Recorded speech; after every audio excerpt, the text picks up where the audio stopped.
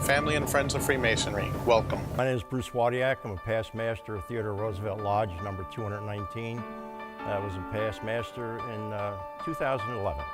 My name is Right Worshipful Donald A.C. Black Sr., past Grand Chaplain, past master Cornerstone Laying Lodge, number 229, past master Theodore Roosevelt Lodge, 219.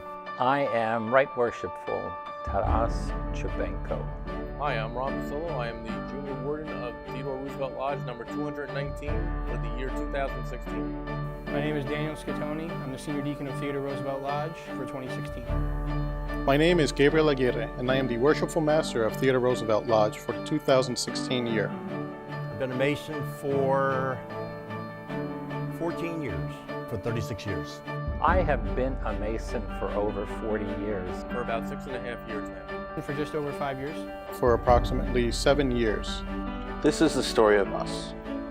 1957. The membership desirous of finding a new home they could call their own. The members of Theodore Roosevelt Lodge and the Grand Master and staff work diligently to find a location, and they find it.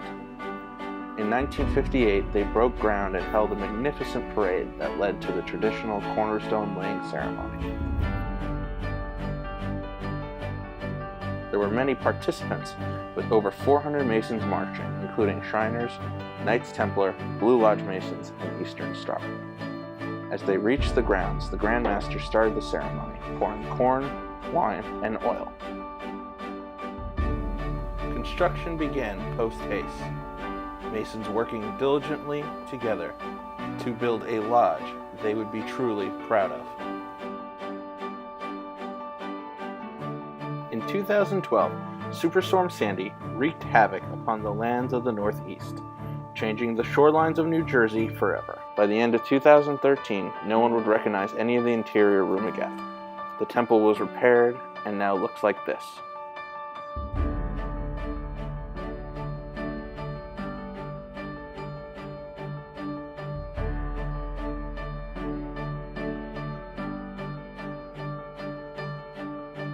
Some of my fondest memories are, it'd be hard to pick any one in particular, but it's the camaraderie with everybody involved in Masonry, especially being through the officer line. You learn to get to know a lot of people personally. You get involved with them and their families. It's an interesting question, how important ritual is to the lodge. Different people weigh it differently. I know as a tradition in Masonry, ritual is given very high marks, very high importance. I tend to think that leadership is more important in the lodge. I believe, especially since we're a volunteer organization, that fundraising becomes more of an issue, and we need to make sure our treasury is up to speed. My son, as far back as I can trace, is 19th generation Freemason from Scotland. I'm the first ever to be a Mason in America and a ranking master, and my son is the second. I had the honor when I was master in 1988 to receive my father his 65-year token in Masonry from Scotland, and he was given this award from the Grand Master. I'd like to say that Masonry has brought a lot of fulfillment to my life. It's definitely been a positive influence on my family life as well.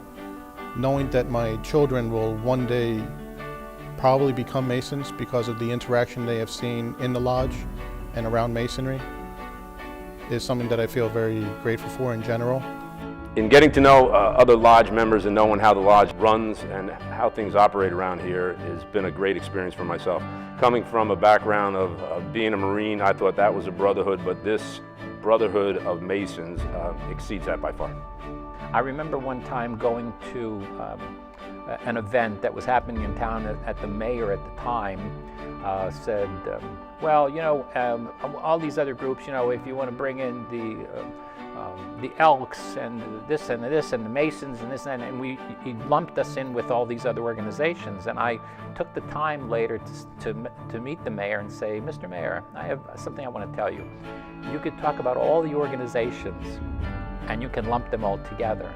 I said, do me a favor, don't ever lump Masonry in with all those organizations. Masonry is nothing like all those other organizations. Masonry has a history second to none. The lodge continues to grow today with new faces coming through the temple doors. But more importantly, the lodge encourages and promotes a more open-door policy for the family and friends to attend the open events. This once closed-door society has moved into the realm of being more proactive and engaging with the community. The Friends of Masonry go far and wide.